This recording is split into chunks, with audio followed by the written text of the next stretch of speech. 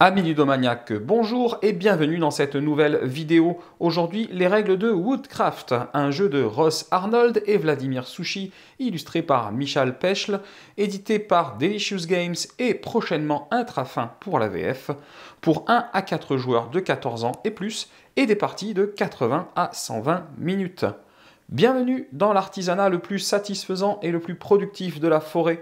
En commençant par quelques morceaux de bois, vous créerez des meubles, des instruments de musique et d'autres articles ménagers aussi beaux que pratiques.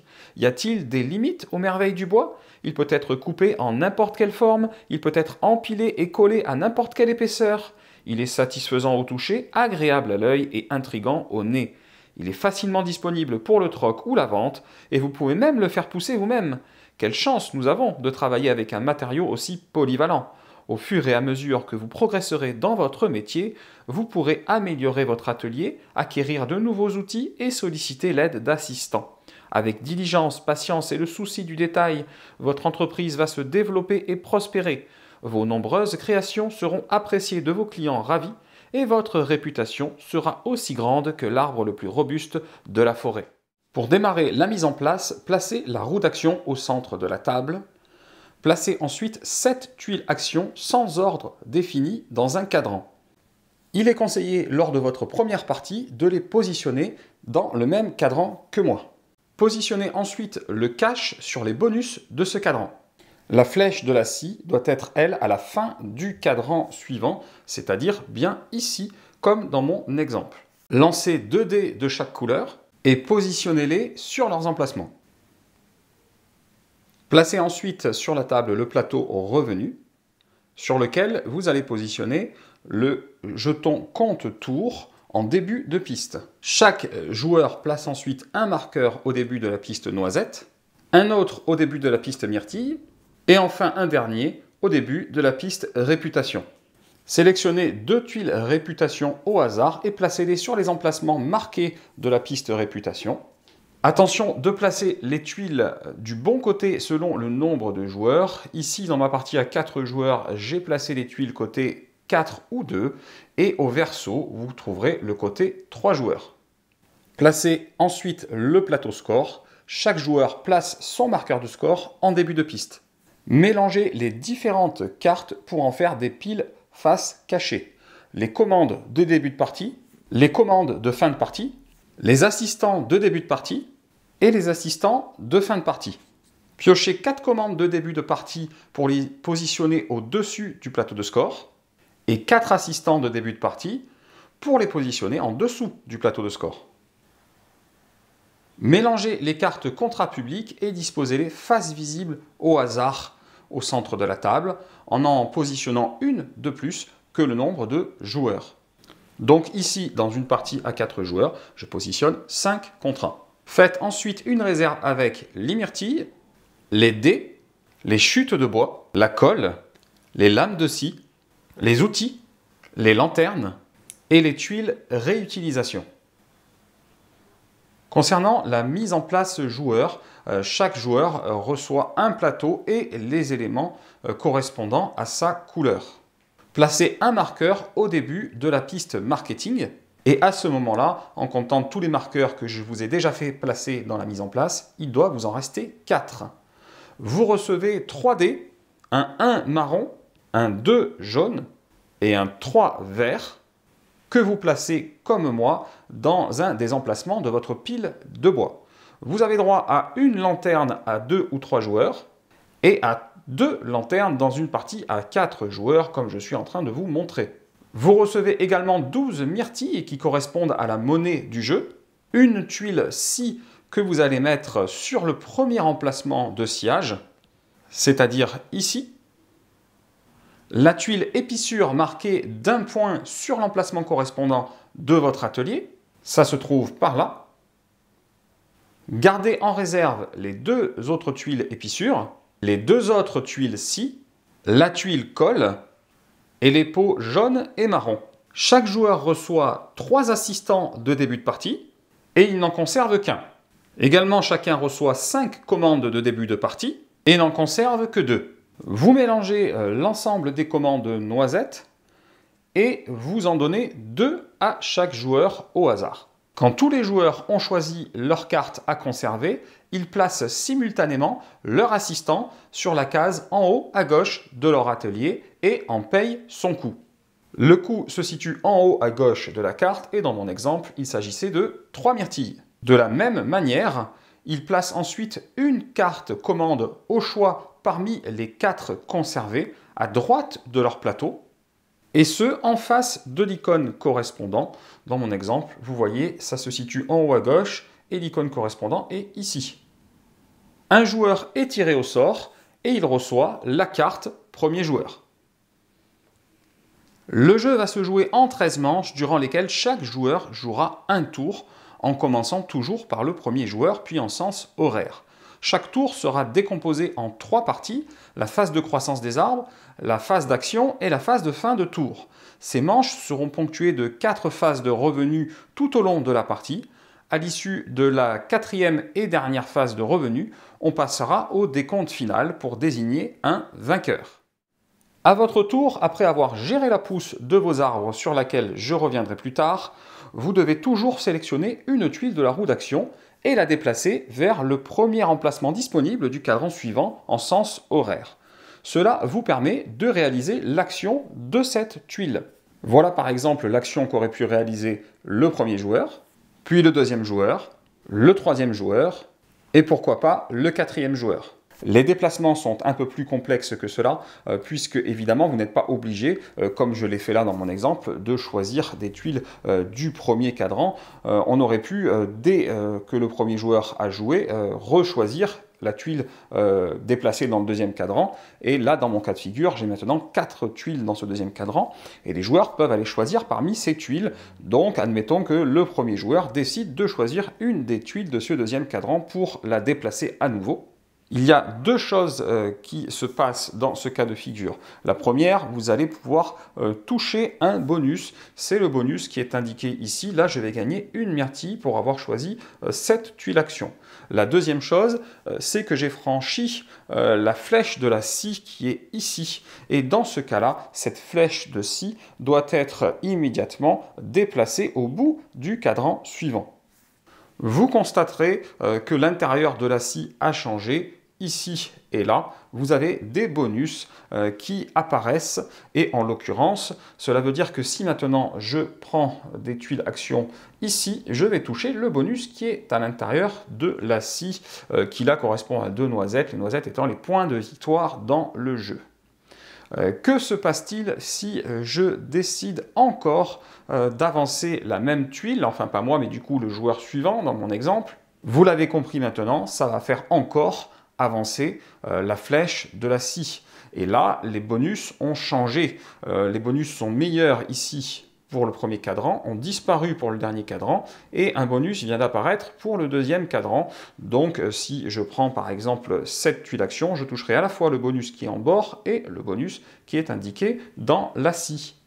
À partir de là, dans mon exemple, si un autre joueur veut prendre cette tuile pour réaliser son action, il ne le pourra plus. Pourquoi? Parce que je n'ai pas le droit de faire avancer la flèche de la scie sur un cadran non vide, ce qui est le cas ici, le cadran n'est pas vide devant moi.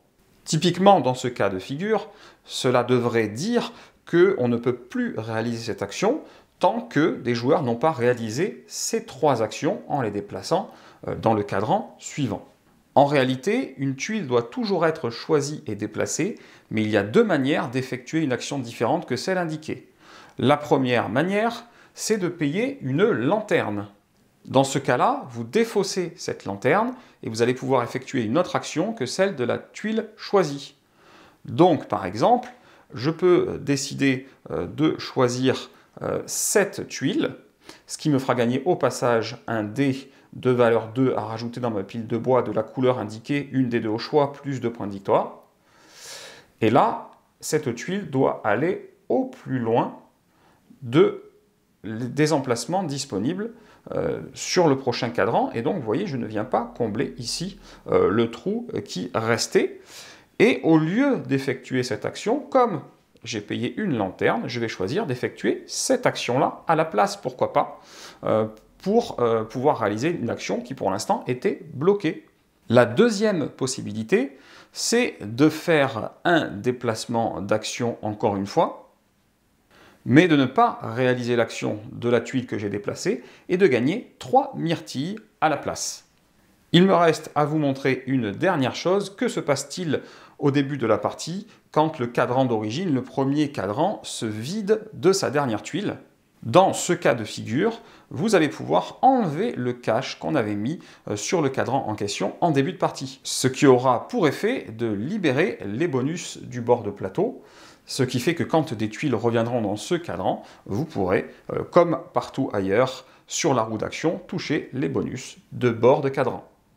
Et donc, vous l'avez compris, vous cumulez les bonus de bord de cadran et les bonus de la scie si l'occasion se présente. Par exemple, si je bouge cette tuile, je gagne à la fois les bonus de bord de cadran qui correspondent à une colle et une chute de bois, et le bonus à l'intérieur de la scie qui correspond à une lame de scie. Sachez également qu'à votre tour, en plus de l'action que vous réalisez grâce au déplacement d'une tuile action, vous pouvez payer 3 lanternes à défausser donc pour réaliser une action bonus. Ce paiement de 3 lanternes pour une action bonus est limité à une seule fois par tour. Et cette action bonus, ça va être l'une des 7 actions représentées sur les tuiles actions, mais sans bouger de tuile. Et donc sans recevoir de bonus de la roue d'action, bien entendu. Je vais maintenant vous expliquer les 7 actions disponibles dans le jeu, ainsi que toutes les actions gratuites qui leur sont associées. En effet, en plus de votre action et éventuellement de votre action bonus, vous pouvez réaliser un nombre illimité d'actions gratuites lors de votre tour. La première action dont je vais vous parler, c'est celle d'acheter du bois. Les dés en votre possession représentent votre stock de bois qui sera utilisé pour fabriquer les objets représentés sur vos commandes. Avec cette action, vous pouvez acheter 1 ou 2 dés disponibles dans la cour à bois en bas à droite de la roue d'action. Les myrtilles étant la monnaie du jeu, vous payez pour chaque dé sa valeur en myrtilles plus un surcoût éventuel selon la couleur du dé. Et ça, c'est ce qui est indiqué ici, en haut à droite de la roue d'action. Donc le surcoût éventuel dépend de la couleur du dé. Le surcoût pour les dés verts, il n'y en a pas. Pour les dés jaunes, il est de 1 et pour les dés marrons, il est de 2. Par exemple, si je veux acheter ce dé marron, je vais le payer 5 puisque c'est sa valeur, plus un surcoût indiqué ici de 2, donc je vais le payer 7 myrtilles. Le ou les dés acquis sont rangés dans votre pile de bois, qui n'a que 6 emplacements. Vous pouvez avoir plus de 6 dés en cours du tour, mais vous le verrez, tout dé en trop à la fin de votre tour sera défaussé. Une fois votre ou vos dés achetés, vous prenez des dés de couleur correspondante en remplacement dans la réserve, vous les lancez et vous les placez dans les emplacements correspondants de la cour à bois. Deuxième action possible, l'échange de dés. Cette action vous permet de réaliser 2 choses. Vendre un de vos dés et acheter un dé de valeur 6. Vous pouvez faire l'une ou l'autre de ces actions, ou bien les deux. Si vous faites les deux, le dé vendu et le dé acheté ne peuvent pas être de la même couleur. Le dé vendu vous rapportera sa valeur multipliée par 2, plus le surcoût éventuel. Par exemple, si je décide de vendre mon dé jaune, je vais le vendre 2 x 2, 4, plus le surcoût de 1, je vais le vendre 5 et récupérer 5 myrtilles. Et le dé acheté provient de la réserve et coûte 6 plus le surcoût éventuel. Dans ce cas de figure, j'ai repris un dé vert, il n'y a pas de surcoût, cela me coûte donc 6. Troisième action possible, les achats de matériaux. C'est ce qui est indiqué en haut à gauche de la roue d'action. Vous allez pouvoir acheter des lames de scie, de la colle ou des chutes de bois. Vous êtes limité à 2 achats qui doivent être de 2 types différents. Quand vous achetez de la colle et ou des chutes de bois, vous choisissez si vous en achetez 2 ou 3. Les coûts sont tous indiqués et c'est à vous de faire votre choix. Vous pouvez acheter 1 ou 2 choses à chaque fois que vous réalisez cette action. Quatrième action, choisir des commandes. Parmi les commandes disponibles au-dessus du plateau de score, choisissez-en une. Ensuite, faites glisser les commandes restantes vers la droite. et compléter avec une nouvelle commande de la pioche. Vous pouvez décider de choisir une deuxième commande pour 3 myrtilles, toujours selon la même mécanique. Là où les commandes choisies sont placées immédiatement à droite de votre plateau joueur dans la rangée correspondante, sachant qu'il peut y avoir plusieurs commandes dans une même rangée. La première action gratuite que vous pouvez réaliser est de compléter une commande.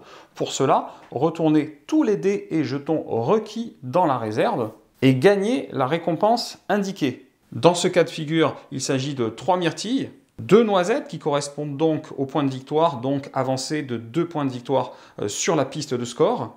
Également un outil qui est là, une clé anglaise que je vais devoir placer dans mon grenier, mais ça j'y reviendrai. Et enfin, vous gagnez la récompense ou vous payez la pénalité de la rangée correspondante. Donc ici, je suis en face de cette rangée. Je gagne donc ceci. Il s'agit d'un point de réputation. Il va falloir que j'avance donc sur la piste réputation de 1. Toutefois, vous verrez par la suite que vos commandes qui ne sont pas réalisées, au fur et à mesure de la partie, elles vont descendre de rangée en rangée jusqu'à ce que vous les réalisiez, ou si vous ne les réalisez pas, que vous preniez la pénalité maximale. Donc effectivement, si une commande se trouve au moment où vous la réalisez dans cette rangée, vous perdez une noisette, donc un point de victoire, et si vous passez en dessous de cette dernière rangée, la commande est perdue et vous reculez de 2 sur la piste de réputation. Avec vos commandes réalisées, vous faites une pile face cachée et vous placez cette pile à côté de votre plateau, sachant que le nombre de commandes dans cette pile est une information publique qui doit être connue de tous en cas de besoin. 5e action, c'est choisir un assistant. Donc tout simplement, parmi les assistants disponibles en dessous de la piste de score, vous en choisissez un et vous en payez son coût qui est indiqué en haut à gauche. Ensuite, vous faites glisser les assistants restants vers la droite et vous complétez avec un nouvel assistant de la pioche. Vous devez immédiatement poser votre assistant choisi sur votre atelier adjacent orthogonalement à un assistant déjà présent. Selon l'emplacement recouvert, vous avancez votre marqueur sur la piste de revenu myrtille ou noisette. Quand un assistant recouvre un emplacement avec une roue crantée, comme ici ou ici, vous gagnez la production de ce nombre d'assistants indiqué en haut à droite de chaque carte. Dans ce cas de figure, mon assistant a recouvert la roue crantée marquée d'un 4. Ça va me permettre de récupérer la production de 4 assistants. Ça tombe bien, j'en ai pile poil 4. Et je vais pouvoir récupérer tout ce qui est indiqué ici en haut à droite. Donc ce dé, cette lame de scie, cette colle, cette chute de bois, cette myrtille-là et cette myrtille-là vont rejoindre mes stocks.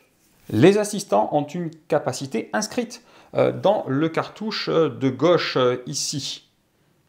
Cette capacité peut être immédiate, donc il s'agit d'un éclair. À ce moment-là, elle s'active immédiatement lors de la pause.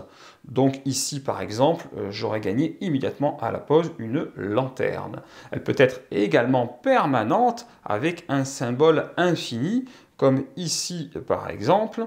Et dans ce cas de figure, c'est un effet qui s'active à chaque fois que vous réalisez l'action concernée. Donc ici, à chaque fois que je vais acquérir un nouvel assistant, je le payerai 2 myrtilles de moins. Et enfin, elle peut être une fois par tour avec une flèche comme ceci, ce qui veut dire que vous pouvez profiter de cette capacité une fois à chacun de vos tours. Ceci étant le deuxième type d'action gratuite possible. Donc dans ce cas de figure, une fois par tour, je pourrais modifier la valeur d'un dé jaune de +1 ou de -1. Une autre action gratuite possible que vous pouvez donc faire pendant vos tours. 6e action, c'est produire et ou planter un arbre. Cette action vous laisse le choix entre 2 alternatives. Vous pouvez activer la production de 2 assistants. La production, c'est les roues crantées en haut à droite, je vous le rappelle. Ou vous pouvez activer la production d'un seul assistant et planter un arbre. Alors pour planter un arbre, vous devez sélectionner un de vos dés de valeur une ou deux, et le placer dans le pot de la couleur correspondante, sachant qu'en début de partie, vous ne possédez que le pot vert qui est là, les deux autres pots ne sont pas encore là, c'est vide. Si vous n'avez pas de dé de valeur 1 ou 2, vous pouvez couper un dé de valeur supérieure en 2, de manière à en obtenir un et à le planter. Donc dans ce cas de figure, je pourrais faire de mon 6 un 2 plus 4 que je vais prendre dans la réserve, qui font toujours 6, et planter mon 2 dans mon pot vert. Au début de votre tour, avant vos actions, chacun des arbres présents dans vos pots grandit et augmente de sa valeur, sans jamais dépasser 6. C'est la première phase du jeu, la phase de croissance des arbres. Un dé qui atteint 6 de cette manière est automatiquement déplacé vers votre pile de bois. Cela nous amène à la troisième action gratuite réalisable lors de vos tours, celle de récolter un arbre, c'est-à-dire de déplacer un dé présent sur l'un de vos pots pour le placer dans votre pile de bois. Attention, toutes les capacités et actions qui permettent de modifier la valeur d'un dé ne s'appliquent pas aux dés qui sont en pot. Septième et dernière action possible, celle d'améliorer son atelier. Lors de cette action, vous allez pouvoir ajouter l'une des tuiles mises à côté de votre plateau à la mise en place sur votre atelier. Commençons par les pots dont nous venons de parler. Vous devez acheter les pots dans l'ordre de gauche à droite. Et donc acheter le pot jaune avant de plus tard pouvoir acheter le pot marron. Le coût est indiqué sur votre plateau. Ici, vous voyez 4 myrtilles et ici 5 myrtilles. Vous placez ensuite le pot acheté sur votre plateau, accompagné d'une pousse, c'est-à-dire d'un dé de valeur 1 de la couleur correspondante pris dans la réserve. N'oubliez pas également d'avancer d'une case sur la piste de revenu noisette. Une fois que vous aurez vos 3 pots sur le plateau, l'action planter un arbre sera améliorée pour vous et vous permettra de planter 2 arbres en une seule action. C'est ce qui est indiqué en dessous du pot marron. De la même manière, vous pourrez acheter une scie supplémentaire en commençant par la plus à gauche et en payant son coût. Les coûts sont indiqués dessus, 3 myrtilles ou 4 myrtilles. Chaque nouvelle scie vous avancera là encore d'une case sur la piste de revenu noisette. La première scie rajoutée vous offrira une réduction permanente de 2 myrtilles lors de l'achat d'un dé 6. Et la deuxième scie, une avancée de 2 cases sur la piste réputation. Cela nous amène à la quatrième action gratuite, celle de scier du bois. Pour ce faire, choisissez une tuile scie disponible de votre plateau et retournez-la côté croix. Toute scie ainsi retournée devient indisponible jusqu'à la prochaine phase de revenu. Choisissez ensuite l'un de vos dés, puis prenez un dé de cette couleur dans la réserve et donnez une valeur à chacun des 2 dés qui doit être égale à la valeur du dé choisi à l'origine. Donc si je prends un 4 vert, je peux par exemple le couper en 3 et 1. J'aurais pu bien entendu le couper en 2 et 2, c'est moi qui choisis. Vous pouvez couper un dé en plus de 2 morceaux en utilisant une lame de scie par morceau supplémentaire selon le même principe. Ici, avec 2 lames de scie disponibles, j'aurais pu carrément couper mon dé vert en 4 morceaux de 1. Dans le même esprit, vous pouvez choisir d'ajouter une tuile épissure en partant du haut vers le bas, en payant le coût, puis en avançant sur là où les pistes de revenus concernées. Les tuiles épissures, c'est les tuiles que vous voyez ici. Là, j'en ai une de déjà disponible, et là, le coût est indiqué 2 et 3 myrtilles pour les différentes tuiles. La première vous faisant avancer sur 2 pistes revenus d'une case, la piste noisette et la piste myrtille.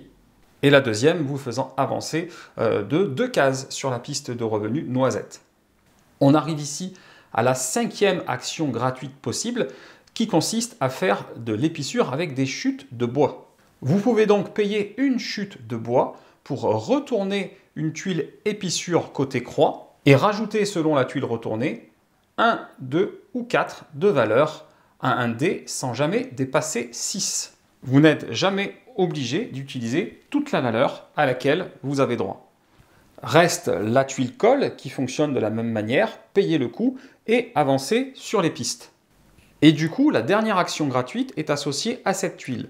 Pour coller du bois, vous retournez la tuile côté croix et utilisez un jeton colle à renvoyer dans la réserve. Sélectionnez alors 2 dés de votre pile de bois, ajoutez leur valeur et montez l'un des 2 dés à cette valeur. L'autre dé part dans la réserve. Si les dés choisis étaient de couleurs différentes, ce qui était mon cas puisque j'ai associé mon 4 vert avec mon 1 marron, montez de 4 points sur la piste de score. Il me reste à vous parler du jeton réutilisation. Si vous avez réussi à vous procurer un tel jeton, vous pourrez l'utiliser en le remettant dans la réserve pour jouer à nouveau l'action gratuite d'une des tuiles de votre plateau alors qu'elle est déjà retournée.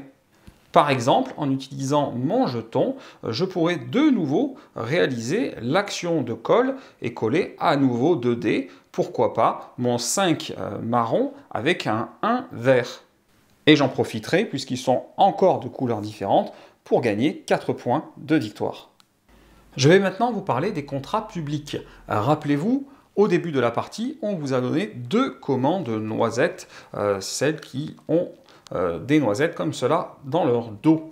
J'en ai déjà posé une pour vous montrer l'exemple dont je vais vous parler. Elles ont la particularité, ces commandes noisettes, de vous donner accès au contrat public lorsqu'elles sont complétées. Et c'est l'icône que vous voyez là qui représente un contrat public.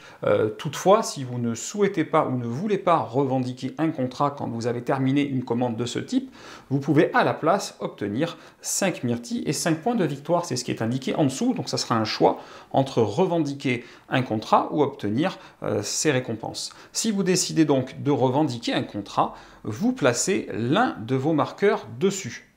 D'autres joueurs pourront placer leur marqueur sur le même contrat que vous lors de la même manche, mais une fois la manche terminée, plus personne ne pourra revendiquer ce contrat par la suite. Je vous conseille donc à ce moment-là de le déplacer au-dessus de la roue d'action avec son ou ses marqueurs dessus. Tous les joueurs ayant un marqueur dessus marqueront des points en fonction d'objectifs à réaliser en fin de partie. Il existe 10 types d'outils différents dans le jeu. Parmi ceux-là, vous trouvez la clé anglaise, le marteau, le balai, la hache et la lime par exemple. À chaque fois que vous gagnez un outil, vous devez immédiatement le placer sur une des cases de votre grenier. Votre grenier, c'est cette partie-là de votre atelier. En début de partie, seule la rangée du bas est disponible et par la suite, dès que vous aurez au moins 2 outils adjacents sur une rangée, l'emplacement du dessus deviendra disponible pour y poser un outil. Dans mon exemple, j'ai posé sur la rangée du bas une scie à métaux et une scie à bois, ce qui va me permettre d'avoir de disponible l'emplacement du dessus qui fait la jonction des deux, sur laquelle par la suite je pourrais par exemple poser mon rabot. Chaque connexion entre 2 outils montre un bonus que vous pourrez obtenir uniquement si les 2 outils en question sont différents. Donc dans ce cas de figure, ici entre les deux, j'ai bien obtenu une production d'un assistant, une lanterne et un d'avancée sur la piste de revenu noisette. Mais si par la suite je mets adjacent un outil que j'ai déjà avec un autre, de cette manière-là, par exemple, là, je n'aurai pas le bonus entre les deux, car les outils qui sont adjacents sont de même type. Si par contre, au-dessus, je mets une équerre, j'aurai la chance de récupérer ces 2 bonus, car l'équerre est bien différente de chacun des outils avec laquelle elle est adjacente. Et de cette manière-là, ça me permettra, de manière pyramidale, d'aller me poser au-dessus avec, par exemple, un maillet qui lui-même sera différent des 2 outils du dessous et qui me permettra de toucher ces 2 bonus. Il y a une exception à tout cela, et ce sont les bords de la rangée du haut. Vous avez comme cela 2 cases, une ici et une là, qui sont accessibles uniquement quand vous avez un outil de poser, comme moi le maillet, de manière adjacente. À ce moment-là, ça me permettra de poser, là encore, un outil dans cette case spéciale. Et de la même manière, si les 2 outils adjacents sont différents, vous toucherez le bonus qui est au milieu. Après la phase de croissance des arbres et la phase d'action, il vous reste à réaliser lors de votre tour la phase de fin de tour. Tout d'abord, vous devez décider si vous souhaitez avancer d'une case sur la piste marketing en payant le coût indiqué et en marquant le nombre de points associés. Donc c'est cette piste-là, la piste marketing. Donc en début de partie, par exemple, ça me coûterait 2 myrtilles pour gagner 1 point de victoire. Vous ne pouvez avancer que d'une seule case au maximum à la fin de votre tour. Sachant que si vous êtes déjà en fin de piste, vous pouvez toujours payer à nouveau 12 myrtilles pour gagner 11 points de victoire. Ensuite, vous devez vérifier le nombre de dés que vous possédez dans votre pile de bois ici et évidemment défausser tout dé au-delà de 6 dés. Regardons en détail les différentes pistes du plateau revenu. Pour les pistes noisettes et myrtilles qui sont là, le passage de la case 3 à la case 4, donc de ici à là, vous rapporte immédiatement l'outil de votre choix. Et le passage de la case 7 à 8, donc de cette case à celle-ci, vous donne immédiatement 3 points de victoire. Si vous arrivez au bout de ces pistes, par exemple comme le joueur orange sur la piste myrtille, vous pouvez continuer de progresser en ajoutant un marqueur au début de la piste concernée pour marquer votre 11e point sur cette piste. C'est ce marqueur qui avancera maintenant pour compter vos revenus au-delà de 10. Mais vous ne gagnerez pas de nouveau avec ce marqueur les fameux bonus de passage entre 3 et 4 et entre 7 et 8. Sur la piste réputation, celle du bas, se trouvent 2 tuiles. Quand un joueur atteint une tuile, il gagne une récompense selon son ordre d'arrivée. À 4 joueurs, le premier joueur qui atteint une tuile gagne la récompense du haut. Le second gagnera celle du milieu et le troisième celle du bas. Si vous jouez à 2 joueurs, sachez que seule la récompense du milieu peut être gagnée par le premier arrivé. Et à 3 joueurs, comme le montre maintenant la tuile de droite, le premier gagne la récompense du haut et le second celle du bas. Dans tous les cas, si 2 joueurs atteignent une tuile dans la même manche, ils gagnent tous les deux la récompense la plus haute à laquelle ils ont droit. Quand vous arrivez en bout de piste ici, vous gagnez 2 points de victoire. Et par la suite, pour chaque case que vous auriez dû avancer sur la piste, vous ne bougez plus, mais vous gagnez 2 points de victoire. La piste de score vous permet également d'aller au-delà de 50 points de victoire en ajoutant un ou plusieurs marqueurs sur les emplacements 50, puis 100 et 150, en faisant à chaque fois revenir votre marqueur de score en début de piste pour continuer de comptabiliser vos points. Quand tous les joueurs ont joué leur tour en sens horaire en partant du premier joueur, la manche se termine et à ce moment-là, on déplace le compteur de manches d'une case vers la droite et une nouvelle manche commence. Certaines manches sont suivies d'une phase de revenu, comme ici la manche 4. Dans ce cas, réalisez dans l'ordre les étapes indiquées en bas à gauche de la roue d'action. Les joueurs déplacent tous leurs contrats encore présents d'une rangée vers le bas. Pour chaque contrat passant en dessous de la dernière rangée, donc ici, vous reculez de 2 cases sur la piste réputation sans pouvoir aller en dessous de 0 et vous défaussez le contrat en question. Ensuite, tous les joueurs placent un contrat de leur main à côté de leur plateau dans la rangée correspondante. Cette étape n'est pas à réaliser lors de la dernière phase de revenu de la partie qui précède la fin de partie. Chacun gagne les points de victoire et les myrtilles en fonction de sa position sur les pistes de revenus noisettes et myrtilles. Toutes les tuiles côté croix de votre plateau sont retournées et seront de nouveau disponibles. Si vous venez de terminer les manches 4 ou 10, retirez les 2 assistants et les 2 commandes de droite. Glissez les cartes vers la droite et piochez-en 2 nouvelles en remplacement. Si vous venez de terminer la manche 8, défaussez tous les assistants et toutes les commandes. Remplacez alors les paquets de début de partie par ceux de fin de partie et tirez des nouvelles cartes dans ces nouveaux paquets. Une fois la phase de revenu réalisée, passez à la manche suivante.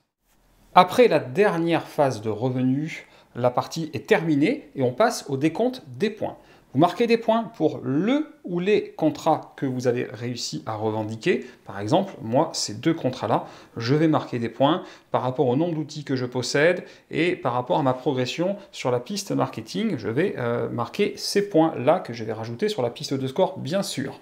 Ensuite, vous additionnez la valeur de vos dés restants, ici, de vos myrtilles restantes, de vos chutes de bois, colle et lames de scie restantes, et vous marquez 1 PV par lot de 10. Ensuite, pour chaque commande restante à côté de votre plateau, ici, vous reculez de 2 cases sur la piste réputation. Enfin, vous multipliez votre nombre de commandes que vous avez réussi à honorer ici par le nombre de noisettes par commande atteint sur la piste réputation de 0 à 6 au maximum. Donc dans ce cas de figure, vous voyez qu'il s'agit de ceci qui vous dit combien de points vous avez par commande terminée. Donc le joueur bleu aura 6 points par commande terminée, le blanc 5 points, le orange moi-même 4 points et le violet 3 points par commande terminée. Donc 4 points par commande terminée, j'en ai 6 ici, ça me fera 24 points à rajouter. Quand vous avez fini tout ce calcul, le joueur avec le plus de points de victoire l'emporte, bien entendu, et en cas d'égalité, et parmi les joueurs à égalité, le joueur ayant joué le plus tard dans le tour l'emporte. Pour le mode solo, faites une mise en place identique au mode 2 joueurs, mais sans donner quoi que ce soit au deuxième joueur. À la place, prenez uniquement 3 cubes d'une couleur disponible pour les placer sur les cases 10 et 13 de la piste de manche et sur la première case de départ de la piste de réputation. Mélangez ensuite le paquet de cartes solo face cachée qui est ici et vous êtes prêt à jouer. Chaque manche est assez simple. Jouez d'abord votre tour, ensuite piochez la première carte solo et réalisez ce qui est inscrit dessus, puis défaussez-la. Avancez enfin le compteur de manches d'une case. Si jamais le paquet de cartes solo est vide, remélangez la défausse pour constituer une nouvelle pioche. Concernant le détail et les effets des cartes solo, sachez qu'il faut d'abord résoudre le haut de la carte, donc cette partie, avant de résoudre le bas de la carte, qui est cette partie.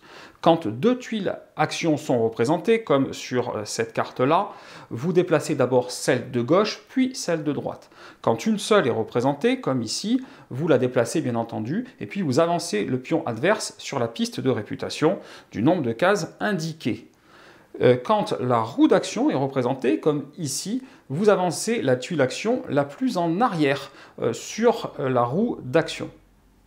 Vous passez ensuite au bas de la carte, vous aurez à retirer des commandes, comme ici, ou alors à retirer des assistants, comme là, ou alors potentiellement, encore une fois, avancer sur la piste de réputation le pion adverse.